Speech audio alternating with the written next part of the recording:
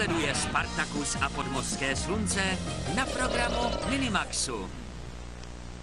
Čím bychom vás mohli rozveselit v takové chladné sobotní ráno?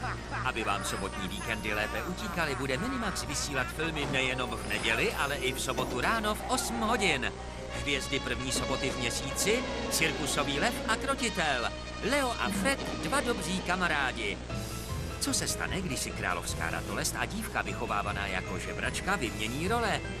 Barbie jako princezna a švadlenka. Třetí sobotu můžete prožívat dobrodružství se dvěma starými známými, Pat a Stan, honba za pokladem. Velkou otázkou poslední soboty v měsíci je, kde se ve městě hraček vezme kouzelný prášek. Nody a kouzelný měsíc. Nezapomeňte, v listopadu pro vás každou sobotu v 8 hodin připravujeme film na programu Minimaxu.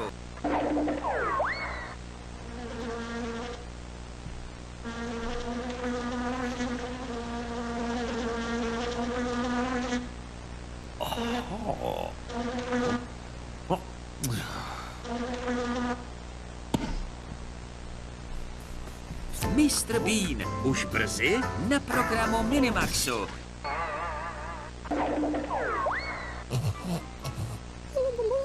Nesni, ospalče, vždyť nic není hezčí než skutečnost.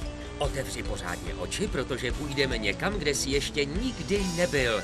Krůček od konce světa leží ostrov, kde na tebe čekají tví nejlepší přátelé.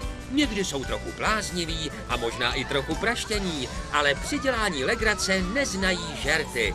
Prožij s nimi veselý den a nezapomeň, že když se budeš chtít trochu zasmát, za nimi můžeš kdykoliv přijít.